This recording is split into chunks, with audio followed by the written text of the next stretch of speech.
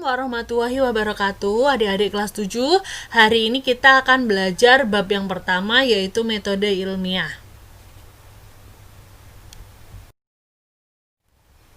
Metode ilmiah adalah suatu cara untuk memecahkan permasalahan menggunakan langkah-langkah yang sistematis, teratur, dan terkontrol.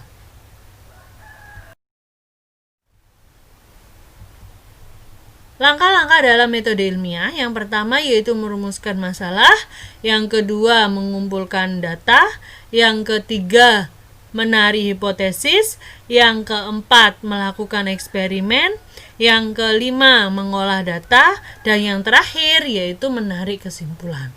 Jadi kalau kalian sedang melakukan suatu penelitian atau sedang menyelesaikan suatu permasalahan ilmiah, kalian harus melakukan dengan langkah-langkah ini, harus secara urut, nggak boleh dibolak-balik. Yang pertama yaitu merumuskan masalah. Nah, masalah ini bisa muncul dari rasa ingin tahu dari seorang peneliti. Nah, jadi semakin banyak kalian membaca atau memperoleh informasi, maka di sini masalah yang muncul akan semakin beragam dan banyak. Nah, jadi kalau kalian pengen melakukan suatu penelitian, kalian harus banyak membaca dulu biar bisa merumuskan masalah yang sesuai dengan informasi-informasi yang kalian terima. Kemudian masalah ini biasanya dirumuskan dalam bentuk pertanyaan yang bisa memungkinkan adanya banyak jawaban. Salah satu contohnya misalkan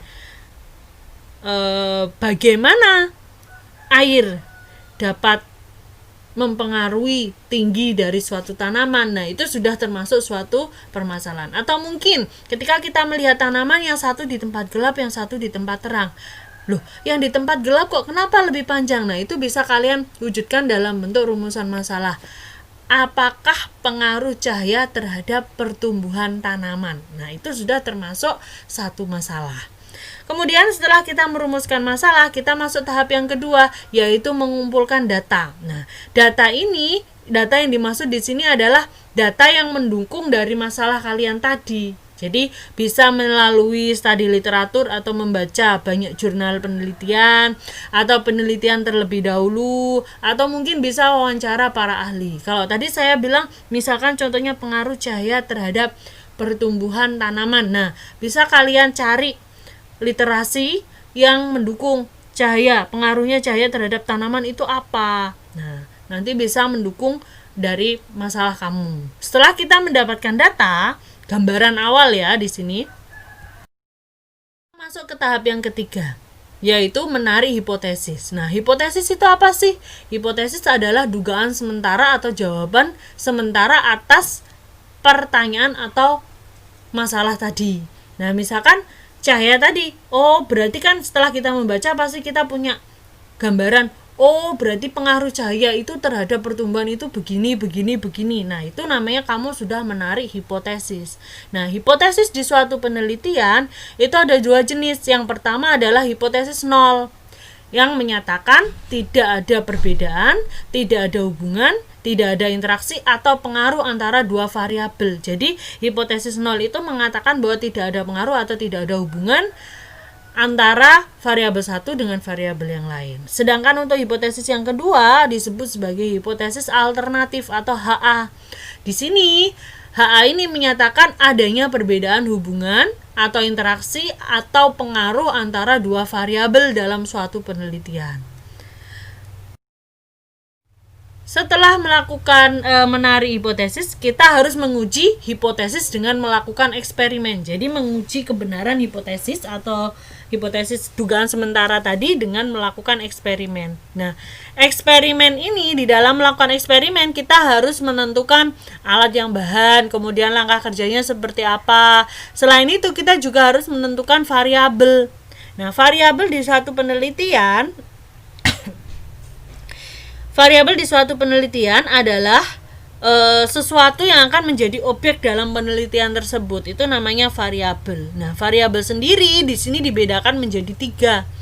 Yang pertama adalah variabel bebas, yaitu variabel yang dapat diubah secara bebas sesuai dengan penelitian kalian. Yang kedua yaitu variabel terikat, yaitu variabel yang akan diteliti. Kemudian yang terakhir yaitu variabel kontrol, yaitu variabel yang diperlakukan sama.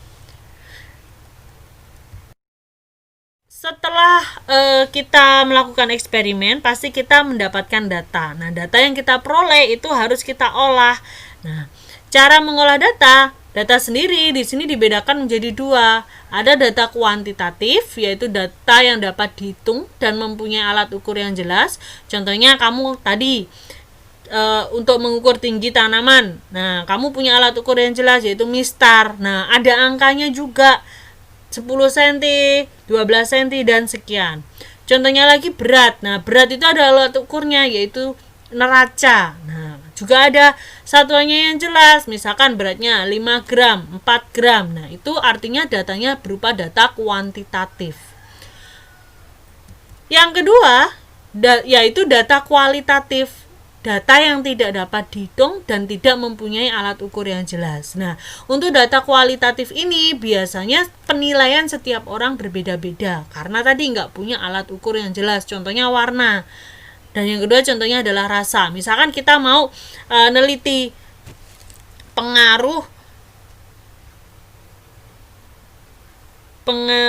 cahaya terhadap kematangan buah. Misalkan seperti itu. Nah, tingkat kematangan biasanya kan rasa yang digunakan, manis, asam, atau asin. Nah, menurut saya rasa itu sudah manis, tapi menurut kamu itu belum manis. Nah, itu artinya data yang kamu peroleh adalah data kualitatif karena tidak mempunyai alat ukur yang jelas.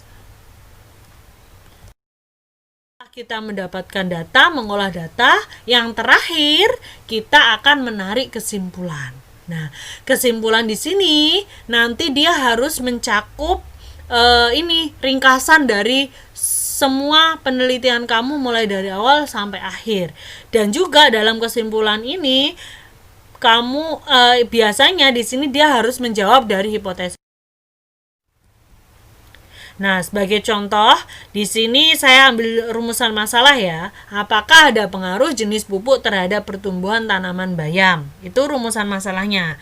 Kemudian kita cari data, bisa dari literasi atau wawancara tadi. Kemudian kita masuk langkah yang ketiga, yaitu merumuskan hipotesis. Nah, di sini saya ambil contoh H0. H0-nya tadi saya bilang bahwa H0 itu selalu tidak ada pengaruh atau tidak ada hubungan. Jadi tidak ada pengaruh jenis pupuk terhadap pertumbuhan tanaman bayam. Itu hipotesis yang H0 saya. Kemudian HA, hipotesis alternatif menyatakan ada pengaruh atau ada hubungan. Bunyinya adalah ada pengaruh jenis pupuk terhadap pertumbuhan tanaman bayam. Nah, setelah kita merumuskan hipotesis, langkah yang ketiga yaitu melakukan eksperimen untuk menguji hipotesis. Nah, di dalam eksperimen saya juga menentukan 3 variabel ini karena tadi pengaruh pupuk. Nah, maka saya variabel bebasnya yang saya acak adalah jenis pupuk, di mana nanti ini saya menggunakan 2 pupuk. Yang pertama pupuk kimia dan yang kedua adalah pupuk organik atau pupuk kandang. Kemudian variabel yang terikat, apa yang akan kita teliti, karena pertumbuhan itu kan banyak, bisa pertambahan panjang tanaman, bisa pertambahan berat, itu namanya pertumbuhan. Jadi di sini kalian ambil salah satu saja. Saya ambilnya di sini adalah tinggi tanaman bayam. Jadi yang kita ukur itu termasuk dalam variabel terikat. Terus berikutnya variabel kontrol, yaitu jenis yang kita perlakukan sama ya, ada jenis bayam, jumlah air, dan juga tempatnya kita tempatkan di tempat yang sama. Nah, di sini saya ibaratkan ada 3 sampel penelitian. Yang pertama itu pada pot A, itu dia tidak saya beri pupuk karena dia sebagai kontrol. Kemudian yang kedua, di situ kita kasih pupuk kandang, dan yang ketiga di situ saya kasih pupuk kimia. Nah, dari 3 sampel percobaan ini A, B, C, ini nanti kita akan mendapatkan data yang berbeda-beda. A, B, C, pasti nanti ada perbedaan tinggi dari tanaman yang kita amati. Nah, untuk variabel kontrolnya di sini jumlah ukuran pot yang kita gunakan harus sama, kemudian jenis bayam yang kita gunakan juga harus sama. Kalau pot A kita siram sehari 3 kali, pot B juga harus sehari 3 kali. Begitupun dengan pot C. Kemudian lagi tempatnya, kalau satu di tempat yang di bawah cahaya matahari, 3-tiganya harus kita tempatkan di bawah cahaya matahari. Itu namanya variabel kontrol.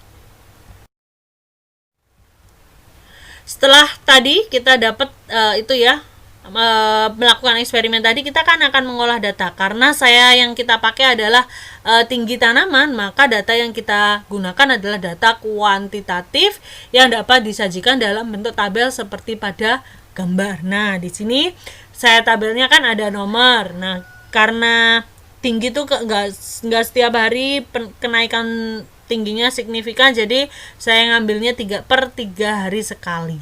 Jadi hari keberapa, kemudian yang tanpa pupuk atau tadi pada pot A, pupuk kandang tadi pada pot B, dan pupuk kimia pada pot C. Kalian masukkan datanya berapa, kemudian nanti setelah dapat data kita olah, kita lihat mana yang mengalami perubahan tinggi yang signifikan.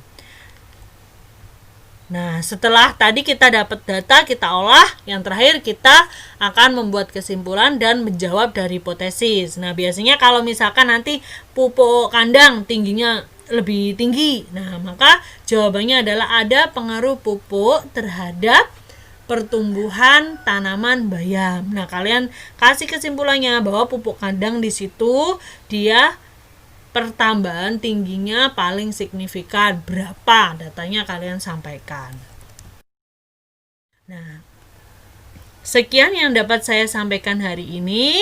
Untuk mengetahui kemampuan kalian dalam materi hari ini, silakan kalian kerjakan post-test berikut ini.